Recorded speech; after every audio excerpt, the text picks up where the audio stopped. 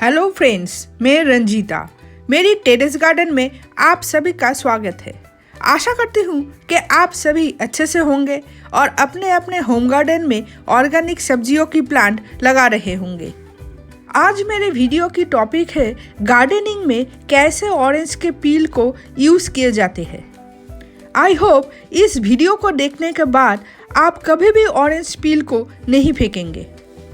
Friends, हम orange खाकर उसके पील फेंक देते हैं, लेकिन क्या आप जानते हैं ऑरेंज पील से बहुत अच्छे फर्टिलाइज़र बनते हैं।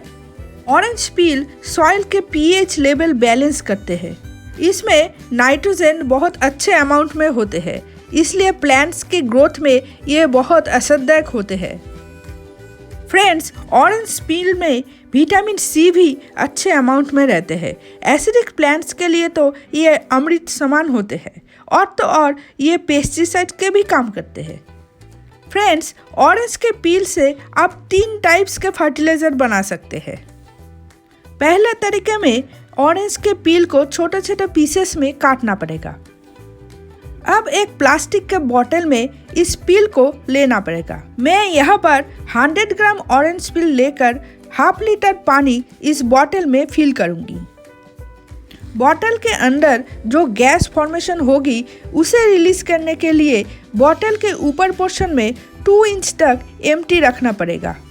अब बोतल के लीड को बंद करके एक शेडी एरिया में 3 दिन तक रखना पड़ेगा।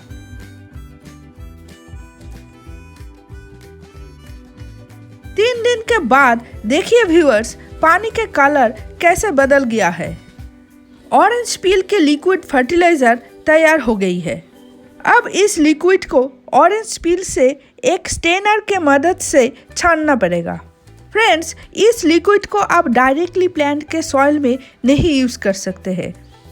50% वाटर में 50% लिक्विड फर्टिलाइज़र डाइल्यूट करके ही प्लांट्स में आपको ये यूज़ करना पड़ेगा। वाटर में डाइल्यूट किया हुआ इस लिक्विड फर्टिलाइज़र को आप किसी भी फूलों वाले प्लांट्स या वेजिटेबल प्लांट्स में 10 डेज के अंतराल में स्प्रे भी कर सकते हैं और प्लांट्स की सॉइल में यूज भी कर सकते हैं। स्टेनर से छानने के बाद जो भी छिलके निकले उसे आप कंपोस्ट बिन में डालकर कंपोस्ट भी बना सकते हैं। दूसरे तरीके में ऑरेंज पील को डस्ट फॉर्म में भी एज अ फर्टिलाइज़र आप प्लांट्स में यूज़ कर सकते हैं। इसके लिए ऑरेंज पील को सनलाइट में 3 दिन तक ड्राई करना पड़ेगा। अच्छी तरह ड्राई होने के बाद मिक्सर ग्राइंडर में ग्राइंड करके डस्ट बनाना पड़ेगा। इस ऑरेंज पील डस्ट को आप एक प्लास्टिक के बोतल में स्टोर करके रख सकते हैं और जब जब आपको यूज़ करने की ज़रूरत पड़े आप तब यूज़ कर सकते हैं।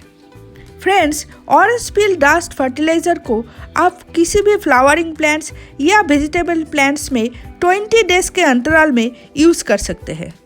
12 इंच के पॉट में आप 2 teaspoon orange peel dust use कर सकते हैं, लेकिन क्योंकि ये मेरे 24 इंच के पॉट है इसलिए मैं इस पॉट के सॉइल में 4 teaspoon orange peel dust use करूँगी।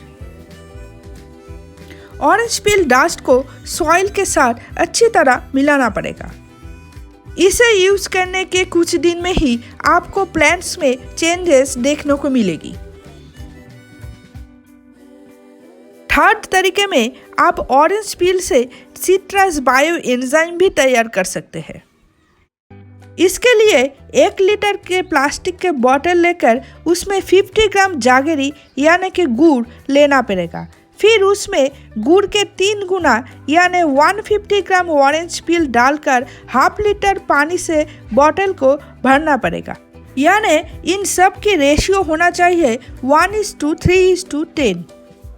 क्योंकि इसमें भी गैस फॉर्मेशन होगी इसलिए बोतल के ऊपर के 2 इंच तक एम्प्टी रखना पड़ेगा गैस को रिलीज करने के लिए। इस मेथड में हर रोज़ आपको बोतल के लीड को आहिस्ता से खोलकर गैस को रिलीज करना पड़ेगा। सिट्रस बायो एंजाइम को तैयार होने में 3 मंथ के समय लगता है, इसलिए इसे 3 मंथ तक कोई शेडी एरिया में रखना पड़ेगा। 3 मंथ के बाद ऑरेंज पील को लिक्विड से छान के आप 6 मंथ तक कोई भी प्लास्टिक के बोतल में स्टोर करके रख सकते हैं। फ्रेंड्स, 10 ml सिट्रस बायोएंजाइम को 1 लीटर पानी में डाइल्यूट करके आप कोई भी फ्लावरिंग प्लांट या वेजिटेबल प्लांट्स में स्प्रे भी कर सकते हैं और प्लांट्स के सॉइल में दे भी सकते हैं।